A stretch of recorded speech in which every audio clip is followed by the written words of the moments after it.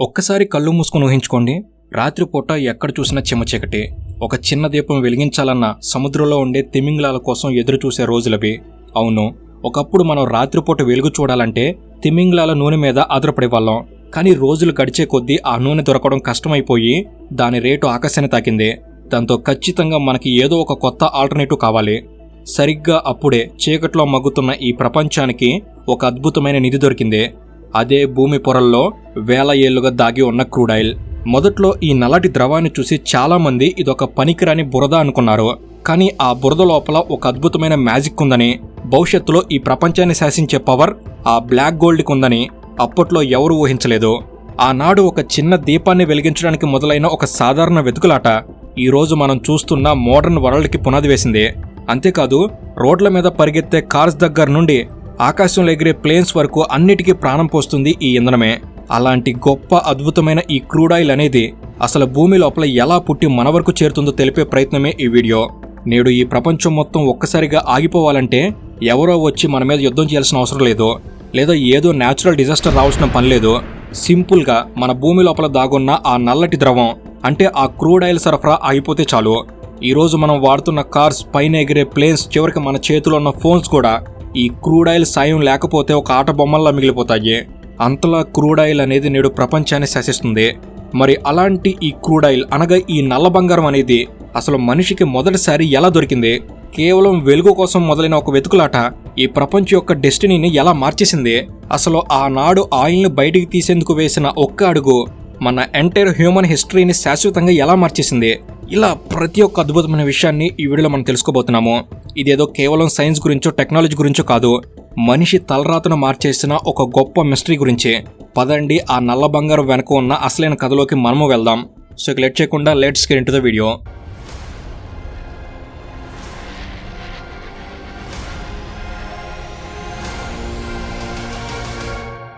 అసలు ఈ కథ ఈ రోజు నిన్న మొదలైంది కాదు. కొన్ని మిలియన్స్ ఆఫ్ ఇయర్స్ క్రితం భూమి మీద మనుషులు పుట్టకముందు మన సముద్రాల్లో చిన్న చిన్న మొక్కలు, జీవరాశులు ఉండేవి.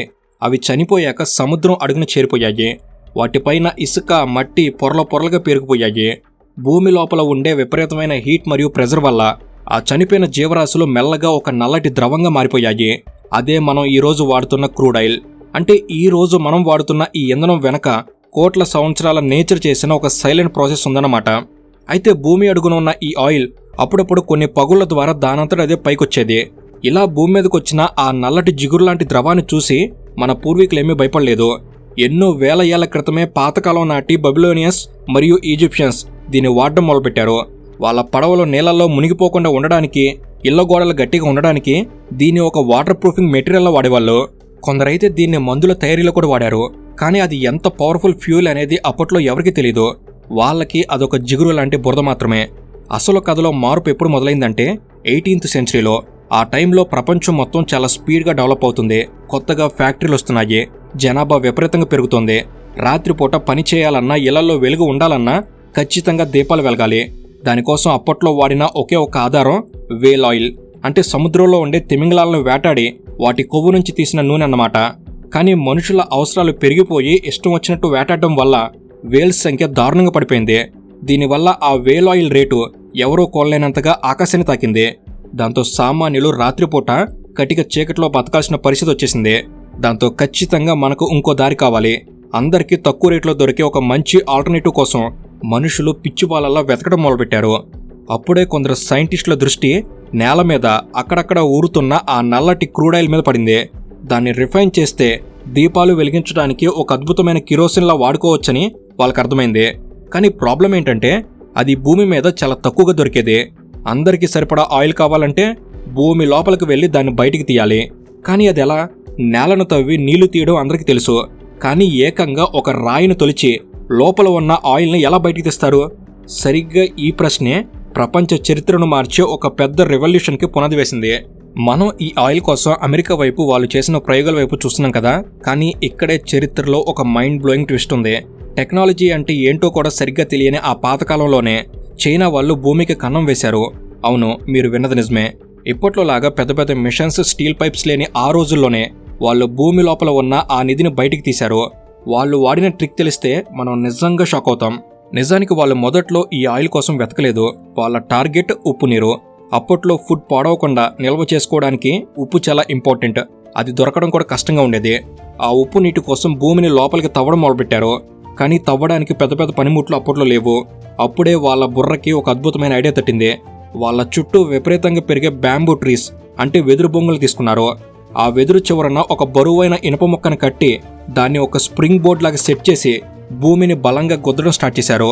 అలా రోజులు నెలల తరబడి ఆ బ్యాంబూతో నేలని కొడుతూనే ఉన్నారు. మనుషులు ఆ వెదురును పైకి లాగటం వదలడం ఇలా చేస్తూ భూమి లోపలికి సుమారు 800 అడుగుల వరకు డ్రిల్లింగ్ చేశారు.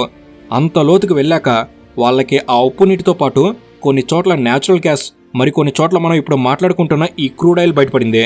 వాళ్ళు భయపడలేదు సరికదా, ఆ గ్యాస్ని ఆయిల్ని అసలు వేస్ట్ చేయలేదు. ఆ వెదురు బొంగుల్ని అతుకులు వేసి పైప్ లైన్స్ లాగా తయారు చేసి ఆ గ్యాస్ని ఒక చోట చేర్చారు. ఆ గ్యాస్కి మంట పెట్టి ఆ మంట మీద ఉప్పు నీటిని మరిగించి ఉప్పును తయారు చేసుకున్నారు. అలాగే ఆ ఆయిల్ని దీపాలు వెలిగించడానికి వాడారు.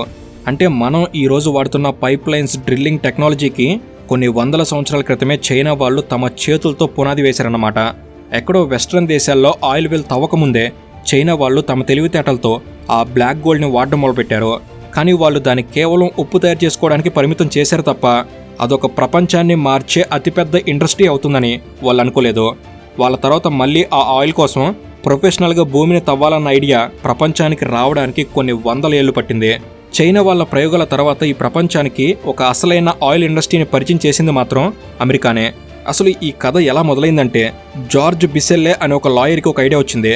నేల మీద దొరికే కొద్దిపేట ఆయిల్ని రిఫైన్ చేసి కిరోసిన్ తయారు చేస్తే విపరీతమైన లాభాలు వస్తాయని ఆయన అనుకున్నారు.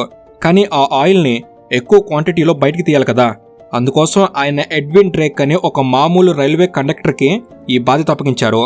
అప్పటిదాకా ఎవరికి భూమిని తొలిచి ఆయిల్ తీసిన ఎక్స్పీరియన్స్ లేదు. దాన్ని ఎక్కడ స్టార్ట్ చేయాలో కూడా ఎవరికి తెలియదు. ఇక డ్రేక్ ఒక స్ట్రీమ్ ఇంజిన్ని తీసుకుని టైటస్ విల్లే అనే ఒక చిన్న ఊరికి వెళ్ళాడు. అక్కడ భూమిని తవ్వడం మొదలుపెట్టాడు. ఊర్లో వారంతా అతన్ని చూసి పిచ్చోడనుకున్నారు. కనీసం ఇంజనీర్ కూడా కాని వీడు రాయిని తవ్వి నూనె తీస్తాడా అని క్రేజీ డ్రేక్ అని ఎగతాళి చేశారు. కానీ డ్రేక్ అస్సలు వెనక తగ్గలేదు. తవ్వడం మొదలుపెట్టాడు. కానీ అతనికి ఒక పెద్ద ప్రాబ్లం ఎదురైంది. భూమిని తవ్వుతున్న కొద్దీ లోపల ఉన్న మట్టి, నీళ్లు అన్నీ ఆ గుంతలో పడిపోయి అది మళ్ళీ పుడిపోయేది. ఎంత తవ్వినా అదే పరిస్థితి. అప్పుడే డ్రేక్కి ఒక అద్భుతమైన ఐడియా వచ్చింది. అదేంటంటే, ఒక పెద్ద ఐరన్ పైపును తీసుకుని దాన్ని భూమిలోకి దించుతూ దాని లోపల నుండి డ్రిల్లింగ్ చేయడం. దీనివల్ల చుట్టూ ఉన్న మట్టి ఆ పైపుకి బయటే ఉంటుంది కాబట్టి గుంత పూడిపోయే ఛాన్స్ లేదు. ఈ ఒక్క చిన్న ఐడియా అప్పట్లో ఒక పెద్ద సంచలనం. ఈరోజు మనం వాడుతున్న మోడర్న్ డ్రిల్లింగ్ టెక్నాలజీకి పునాది కూడా ఆ డ్రైవ్ పైప్ ఐడియానే. ఇక నెలలు గడిచిపోతున్నాయి. పెట్టుబడి పెట్టిన కంపెనీ వాళ్ళకి ఓపిక నశించిపోయింది. ఇంకా లాభం లేదు, ఆ ప్రాజెక్ట్ని ఆపేయమని డ్రేక్కి లెటర్ రాశారు. డ్రేక్ దగ్గర ఉన్న డబ్బులు అయిపోయాయి. తన సొంత డబ్బులు కూడా వాడేశాడు. ఇక ఆఖరి ప్రయత్నంగా ఆగస్టు 1859లో భూమిలోకి సుమారు 70 అడుగుల లోతు వరకు డ్రిల్ చేశారు. సడన్గా ఆ డ్రిల్ ఒక గట్టి రాయిని పగలగొట్టుకుని లోపలికి జారిపోయింది.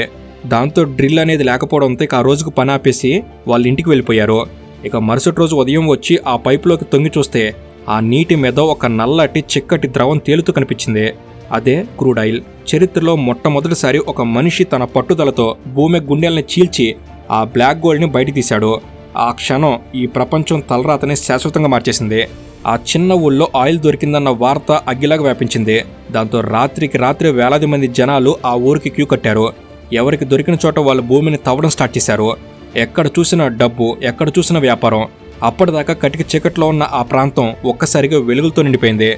ఆనాడు ఎడ్విన్ డ్రేక్ కనుక్కున్న ఆ మొదటి ఆయిల్ వెల్ ఒక చిన్న స్పార్క్ మాత్రమే. ఆ తర్వాత జరిగింది అక్షరాల ఒక పెద్ద అగ్నిపర్వతం బద్దలవడమే. దాన్ని మనం ఆయిల్ బూమ్ అంటాం. పెన్సిల్వేనియాలోని ఆ చిన్న ఊర్లో ఎక్కడ చూసినా భూమిని తవ్వేవాళ్లే. ఎవరికి పడితే వాళ్ళకి రాత్రికి రాత్రే ఈ బ్లాక్ గోల్డ్ దొరికేయడంతో ఆ ఊరి జనాభా 100 నుంచి 1000కు పెరిగిపోయింది. రైతులు తమ పొలాల్ని వదిలేసి మరీ డ్రిల్లింగ్ చేయడం స్టార్ట్ చేశారు. కానీ అసలైన సినిమా మొదలైంది 1901లో. టెక్సాస్లోని స్పిండిల్ టాప్ అనే ఏరియాలో భూమిని తవ్వుతున్నప్పుడు ఎవరూ ఊహించని ఒక అద్భుతం జరిగింది. భూమి లోపల ఉన్న విపరీతమైన ప్రెజర్కి ఆ క్రూడ్ ఆయిల్ ఒక ఫౌంటైన్ లాగా ఏకంగా 100 అడుగుల పైకి ఎగజిమ్మింది. అలా రోజుకి లక్షల బ్యారెల్స్ చొప్పున బయటపడుతున్న ఆ ఆయిల్ని చూసి ప్రపంచం మొత్తం షాక్ అయింది. అప్పటిదాకా ఈ నూనె కేవలం కొన్ని చోట్ల మాత్రమే దొరుకుతుందని అనుకున్న వాళ్ళకి భూమి లోపల ఒక మహాసముద్రమే ఉందని అర్థమైంది. ఇక్కడే చరిత్రలో ఒక మైండ్ బ్లోయింగ్ ట్విస్ట్ ఉంది. థామస్ ఎడిసన్ బల్బు కనిపెట్టగానే అందరూ ఇక కిరోసిన్ వాడకం ఆగిపోతుంది, ఈ ఆయిల్ ఇండస్ట్రీ పని అయిపోతుంది అనుకున్నారు. అప్పటిదాకా ఆ క్రూడ్ ఆయిల్ని రిఫైన్ చేసి కేవలం కిరోసిన్ని మాత్రమే వాడేవాళ్ళు. మిగిలిన గ్యాసోలిన్ని ఒక పనికిరాని వేస్ట్ మెటీరియల్ లాగా నదుల్లో పారబోసేవాళ్ళు. కానీ సరిగ్గా అదే టైంలో హెన్రీ ఫోర్డ్ తన కార్లని మార్కెట్లో తెచ్చాడు. ఆ కార్లకి ప్రాణం పోసే ఇంటర్నల్ కంబషన్ ఇంజిన్కి ఈ పనికిరాని గ్యాసోలిన్ ఒక అద్భుతమైన ఫ్యూయల్ లాగా పనిచేస్తుందని తెలిసింది. బల్బ్ వచ్చి కిరోసిన్ని చంపేస్తే కారు వచ్చి గ్యాసోలిన్కి ప్రాణం పోసింది. అప్పటిదాకా కేవలం రాత్రిపూట దీపాలు వెలిగించడానికి వాడిన ఆ నల్లటి ద్రవం ఇప్పుడు మనుషుల్ని, వస్తువుల్ని ప్రపంచం నలుమూలలా పరిగెత్తించడానికి రెడీ అయింది. దీన్నే మనం ఇండస్ట్రియల్ రెవల్యూషన్ అంటాం. ఫ్యాక్టరీలు, పడవలు, రైళ్లు అన్నీ ఈ ఆయిల్తోనే నడవడం మొదలుపెట్టాయి.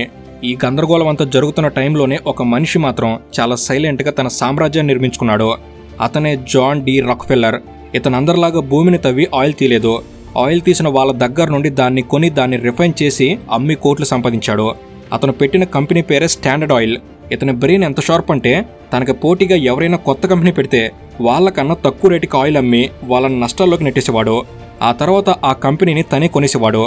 రైల్వే వాళ్ళతో సీక్రెట్గా డీల్స్ మాట్లాడుకుని తన ఆయిల్ని మాత్రమే తక్కువ రేటుకి ట్రాన్స్పోర్ట్ చేసేలా ప్లాన్ చేశాడు. రాను రాను ఈ స్టాండర్డ్ ఆయిల్ కంపెనీ ఎంత పవర్ఫుల్గా మారిందంటే అమెరికాలో ఉన్న 90% ఆయిల్ రిఫైనింగ్ మొత్తం రాక్ఫెల్లర్ చేతుల్లోనే ఉండేది. అదొక ఎవరూ బ్రేక్ చేయలేని మోనోపోలీలాగా తయారైంది. దాంతో అతను ప్రపంచంలోనే మొట్టమొదటి బిలియనీర్ అయ్యాడు. ఒక స్టేజ్లో అమెరికా గవర్నమెంటే ఇతని పవర్ చూసి భయపడింది. ఒకే మనిషి చేతిలో ఇంత పవర్ ఉండటం కరెక్ట్ కాదని సుప్రీం కోర్టు ద్వారా ఆ స్టాండర్డ్ ఆయిల్ కంపెనీని 34 చిన్న చిన్న కంపెనీలుగా ముక్కలు చేశారు. ఈ రోజు మనం చూస్తున్న ఎక్సాన్, మొబిల్, చెవ్రాన్ లాంటి పెద్ద పెద్ద ఆయిల్ బ్రాండ్స్ అన్నీ ఒకప్పుడు ఆ రాక్ఫెల్లర్ సామ్రాజ్యంలోని ముక్కలే. కేవలం ఒక బిజినెస్ మ్యాన్ అమెరికా ఎకనామీని ఎలా శాసించాడో చెప్పడానికి ఇది ఒక బెస్ట్ ఎగ్జాంపుల్. ఇలా అమెరికాలో మొదలైన ఈ ఆయిల్ దాహం నెమ్మదిగా ప్రపంచం మొత్తం పాకింది. ముఖ్యంగా వరల్డ్ వార్ టైంలో ఎవరి దగ్గర ఎక్కువ ఆయిల్ ఉంటే వాళ్ళదే విజయం అని అందరికి అర్థమైంది. ట్యాంక్స్, ఫైటర్ ప్లేన్స్, వార్షిప్స్ నడవాలంటే ఖచ్చితంగా ఆయిల్ కావాలి. అప్పుడే అమెరికా మరియు బ్రిటన్ కళ్ళు మిడిల్ ఈస్ట్ దేశాలమే పడ్డాయి. అప్పటిదాకా ఆ అరేబియా ఎడారుల్లో కేవలం ఇసుక తప్ప ఏమీ లేదనుకున్నారు. వాళ్ళకి తినడానికి తిండి, తాగడానికి నీళ్లు కూడా సరిగ్గా దొరికేవి కాదు. కానీ ఆ ఇసుక కింద ప్రపంచాన్ని శాసించే మహానిధి ఉందని వాళ్ళు కనుక్కున్నారు. ముఖ్యంగా సౌదీ అరేబియాలో ఒక పెద్ద ఆయిల్ ఓషన్ దొరికింది. అప్పటిదాకా ఒంటిల మీద తిరిగే ఆ ఎడారి దేశాల ప్రజలు రాత్రికి రాత్రి రోల్స్ రాయ్స్ కార్లలో తిరిగే స్థాయికి ఎదిగారు. ఆ తర్వాత ఆ మిడిల్ ఈస్ట్ దేశాలన్నీ కలిసి ఒపెక్ అనే ఒక ఆర్గనైజేషన్కి ఏర్పడ్డాయి. ఇప్పుడు ఆ దేశాలు అనుకుంటే ప్రపంచం నలుమూలలో ఉన్న ప్రతి ఒక్కరి జేబుల్లోంచి డబ్బులు తీయగలవు. వాళ్ళు ఆయిల్ ప్రొడక్షన్ తగ్గిస్తే చాలు మన ఇండియాలో పెట్రోల్ రేట్లు ఆకాశం తాకుతాయి. ఇలా క్రూడ్ ఆయిల్ కనుగొనడం అనేది ఈ ప్రపంచాన్ని ఎంతగానో మార్చేసింది. అయితే ఒకప్పుడు ఈ క్రూడ్ ఆయిల్ మనకు దేవుడిచ్చిన వరం అనుకున్నాం. కానీ రోజులు గడిచే కొద్దీ ఆ వరం కాస్త ఒక శాపంగా మారుతుందని మనకు నెమ్మదిగా అర్థమైంది. ప్రపంచంలో ఉన్న కార్స్, ఫ్యాక్టరీలన్నీ కలిసి ఆకాశంలోకి వదులుతున్న ఆ నల్లటి పొగ వల్ల మన భూమి విపరీతంగా వేడెక్కుతుంది. దీన్నే మనం గ్లోబల్ వార్మింగ్ అంటాం. నేడు వాతావరణంలో వస్తున్న ఈ విపరీతమైన మార్పుల వల్ల ఎక్కడ చూసినా వరదలు, ఇంకో పక్క ఎడారి లాంటి కరువులు వస్తున్నాయి. కేవలం 100 ఏళ్ల క్రితం భూమి లోపల నుండి మనం బయటికి తీసిన ఆ బ్లాక్ గోల్డ్ ఇప్పుడు మన బ్రతుకుల్ని, మన భవిష్యత్తుని ప్రమాదంలో పడేస్తుంది. ఒక రకంగా చెప్పాలంటే ఈ క్లైమేట్ చేంజ్ అనేది మనం చేతులారా చేసుకున్న స్వయం కృతాపరాధం. ఇంకొక భయంకరమైన నిజమేంటంటే ఈ భూమి లోపల ఉన్న ఆయిల్ ఏమీ అక్షయ పాత్ర కాదు. మనం ఇష్టం వచ్చినట్లు తోడేస్తుంటే ఏదో ఒక రోజు అది పూర్తిగా అయిపోతుంది. సైంటిస్టుల అంచనాల ప్రకారం ఇంకో 50 లేదా 60 ఏళ్లలో మనం వాడడానికి చుక్క క్రూడ్ ఆయిల్ కూడా మిగలపోవచ్చు. మరప్పుడు మన పరిస్థితి ఏంటి? ప్రపంచం మొత్తం మళ్ళీ ఆ చీకటి రోజులకు వెళ్ళిపోవాలా? ఖచ్చితంగా కాదు. ఎందుకంటే మనిషి ఎప్పుడూ ఒక దారి మూసుకుపోతే ఇంకో కొత్త దారిని వెతుక్కుంటూనే ఉంటాడు. సరిగ్గా ఆ వేల్ ఆయిల్ అయిపోతున్న టైంలో ఈ నల్ల బంగారం ఎలా దొరికిందో ఇప్పుడు ఈ ఆయిల్ అయిపోతున్న టైంలో మనకి కొత్త అస్త్రాలు దొరికాయి. ఆ కొత్త అస్త్రాలే సోలార్ ఎనర్జీ మరియు విండ్ పవర్. అంటే సూర్యుడి నుండి వచ్చే ఎండని, గాలిని వాడుకొని కరెంట్ తయారు చేయడం. ఒకప్పుడు కేవలం పెట్రోల్ మరియు డీజిల్తోనే నడిచే కార్స్ ఇప్పుడు బ్యాటరీలతో నడుస్తున్నాయి. మన కళ్ళ ముందే ఎలక్ట్రిక్ వెహికల్స్ ఎంతో వేగంగా మన రోడ్ల మీదకి వచ్చేస్తున్నాయి. రాబోయే 10 ఏళ్లలో అసలు పెట్రోల్ బంక్ అనేదే లేకుండా ప్రతి ఇంట్లో ఒక ఛార్జింగ్ స్టేషన్ ఉండే రోజు వస్తుంది. భూమిని తవ్వి వాతావరణాన్ని నాశనం చేసే రోజుల నుండి నేచర్ని కాపాడుకుంటూ నేచర్తో కలిసి బ్రతికే కొత్త టెక్నాలజీ వైపు మనం చాలా ఫాస్ట్గా అడుగులు వేస్తున్నాం. చివరిగా ఒక మాట, ఎక్కడో సముద్రం అడుగున చనిపోయిన చిన్న చిన్న జీవరాశుల నుంచి పుట్టిన ఒక బురద లాంటి ద్రవం కోట్ల ఏళ్ల పాటు భూమి లోపల దాక్కుని బయటకొచ్చి ఈ ప్రపంచం యొక్క రూపురేఖలను మార్చేసింది. ఒక మామూలు మనిషి పిచ్చి ఆలోచన ఆ నల్లటి నిధిని వెలికితీస్తే అది మనల్ని నేల మీద నుండి ఏకంగా అంతరిక్షంలోకి తీసుకెళ్లింది. ఈ క్రూడ్ ఆయిల్ అనేది కేవలం ఒక ఇంధనం కాదు, ఇది మన హ్యూమన్ హిస్టరీలో జరిగిన ఒక అద్భుతమైన ప్రయాణం. ఆ ప్రయాణం ఇక్కడితో ఆగిపోదు. మరో కొత్త రూపంలో మరింత స్వచ్ఛమైన వెలుగులో ముందుకు సాగుతూనే ఉంటుంది. సో ఇది ఫ్రెండ్స్, ఈ క్రూడ్ ఆయిల్పై మీ అభిప్రాయం ఏంటి? ఇది మన ప్రపంచాన్ని ఎంతలా మార్చిందని మీరు అనుకుంటున్నారో తప్పకుండా కామెంట్స్లో తెలపండి. అండ్ ఇలాంటి మరెన్నో ఇన్ఫర్మేటివ్ వీడియోస్ని ఇక్కడ నుంచి వెంటనే తీసుకురాబోతున్నాం. ప్రతిదీ మీ వరకు చేరేందుకు, ఏది మిస్ కాకుండా ఉండేందుకు తప్పకుండా మన తెలుగు నాలెడ్జ్ సబ్స్క్రైబ్ చేసుకుని బెల్ని రెడీగా పెట్టుకోగలరు. Thank you for watching. Have a good day.